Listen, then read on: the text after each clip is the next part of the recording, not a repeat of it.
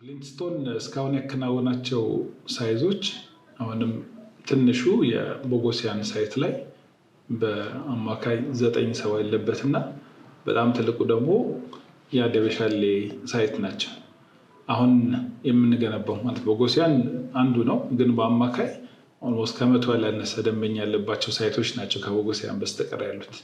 ስለዚህ የተሞክሮ አሁንም አለን፣ ግን አሁንም በገበያው ላይ እየተፈጠረ ያለው ኮምፕሌክሲቲ ፕሮጀክቶችን በጣም በአጭር ጊዜ መጨረስ የምንችልበትን ዘዴ ካልቀየስን በስተቀር የፕሮጀክቶቹ ታይም ሲለጠጥ ተያይዞ የሚመጣው ሪስክ አለ። ይህ አደጋ ደግሞ ድርጅቱንም ደንበኞቻችንም አፌክት የሚያደርግ ነው።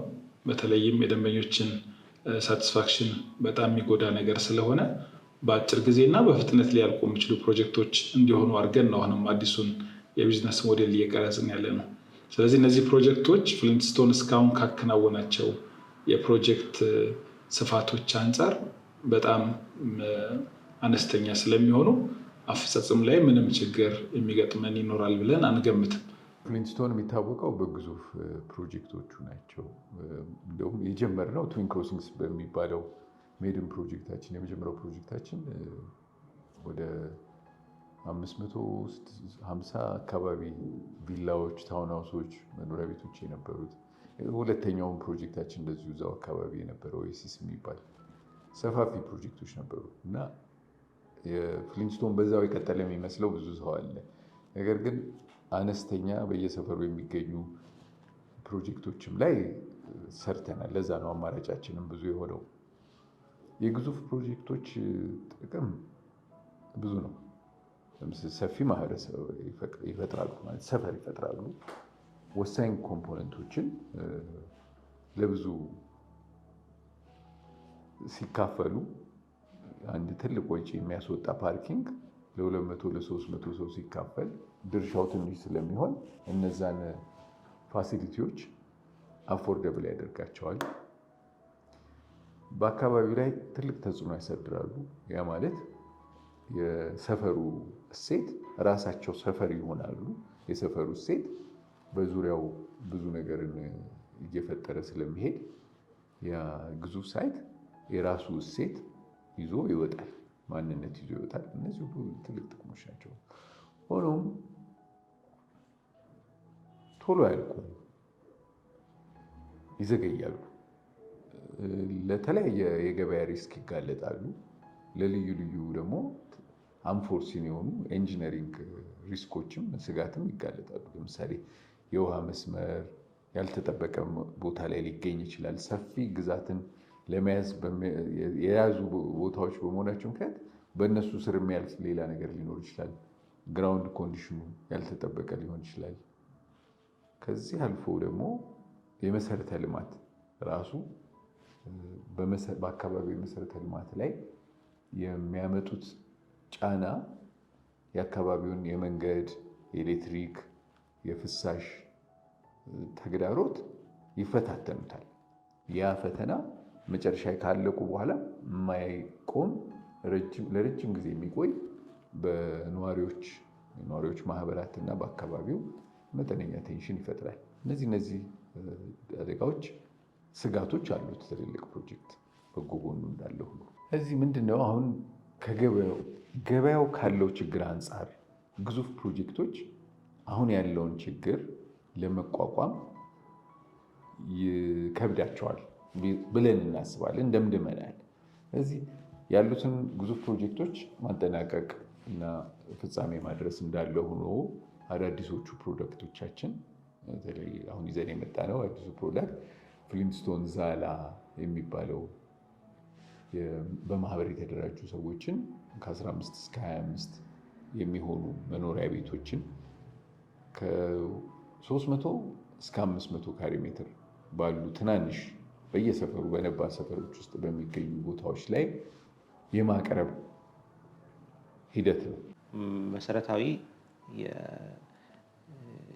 መሰረተ ልማት ወይም ኢንፍራስትራክቸር የምንለውን መሟላቱን ማረጋገጥ ብቻ ነበር እንጂ በይዞታቸው ከሰፋፊ የሆኑ ትንንሽ የሆኑ ይዞታዎችም በከተማ መሀልም ሆነ ከከተማ ዳርቻ ላይ ስናለማ ኖረናል።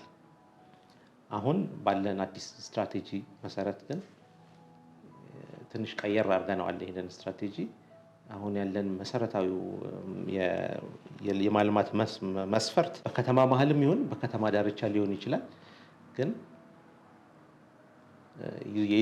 የይዞታዎቹ መጠን አነስተኛ እንዲሆኑ እንፈልጋለን ወይም ወስነናል።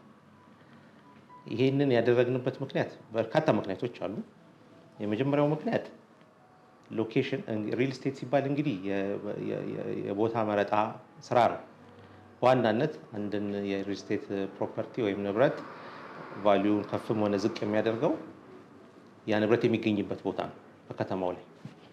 ስለዚህ በአነስተኛ ይዞታዎች ላይ መገንባት ከነበረው የከተማው ታሪካዊ አሰፋፈር አንጻር በርካታ አነስተኛ ይዞታዎች ስለሚገኙ በፈለግነው ቦታ እነዚህን አነስተኛ ይዞታዎች ከባለመሬቶች ጋር በመነጋገር የሪል ስቴት ፕሮጀክቶችን መክፈት ያስችለናል።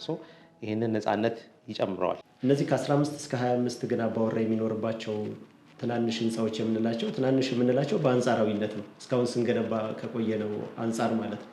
ስለዚህ እነዚህን ትናንሽ ፕሮጀክቶች ለመገንባት ትላልቆቹ ፕሮጀክቶች ላይ ያዳበርነው አቅም በጣም በጥራት እና በአጠረ ጊዜ ለመገንባት ያስችለናል። ሌላው ደግሞ መርሳት የሌለብን ሶስተኛው ፒላራችን ዋጋን በተመለከተ ነው። ዋጋም የህንፃዎቹ ቁመት እያጠረ በመጣ ቁጥር የሚወስዱት የግብአት ፐር ዩኒት እየቀነሰ ስለሚመጣ በዚሁ ልክ ዋጋውንም ደግሞ ተመጣጣኝ ለማድረግ ይረዳናል። ስለዚህ በጣም ባጠረ ጊዜ እንዲሰሩ ያስችላል ማለት ነው። ቁመታቸው ማጠሩ እና የጥቂት ደንበኞች ቤት በአንድ ቦታ ላይ መሰራቱ በተሻለ ጥራትና በቀነሰ ዋጋ እንዲቀርብ ያስችለናል ማለት ነው። ሊያውን ከጀርባ የምታዩት ፕሮጀክት አርቲፊሻል ፕሮጀክት 5 ብሎክ ወይም በዊንግ ስንከፋፈል 15 ዊንጎች ያሉት በጠቅላላው 15 ህንፃ ብለን ልናየው የምንችለው ነው። አሁን ይሄ እዚህ ጋር ያለን አፈጻጸም ልክ ይህን በተለያየ ቦታ እንደማድረግ ማለት ነው። እዚህ ያገኘነው ልምድ ሁለት አይነት ነው። አንደኛ የስራ አፈጻጸም በኦፕሬሽን የግብአትና ግንባታን የማስተሳሰር፣ ሁለተኛ ደግሞ ከደንበኞች ማህበራት ወይም ተወካዮች ጋር ያለን የተግባብቶ የመስራት ስራውን የመቆጣጠር እና ወደ ግቡ የማድረስ ያላሰለሰ ጥረት፣ ይህንን እንደ አንድ ተሞክሮ እንወስዳለን። ስለዚህ እነኚህን ትንንሽ ፕሮጀክቶች ትንንሽ ምለው ያው በተነጻጻሪ ነው እንጂ ሁሉም የየራሱ ፕሮጀክት ራሱ እንደ አንድ ነው የምናየው። እነሱ ያሉት ቅድም የዘረዘርኳቸው አድቫንቴጆች በቀላሉ በአጭር ጊዜ ሰርቶ አጠናቅቆ ለነዋሪዎች ለማስተላለፍ ወይም ለቤት ባለቤቶች ለማስተላለፍ በጣም የመጠናቸው ለኦፕሬሽንም ይሁን በኋላም ለኑሮ በጣም ጥሩና ተመጣጣኝ ነው።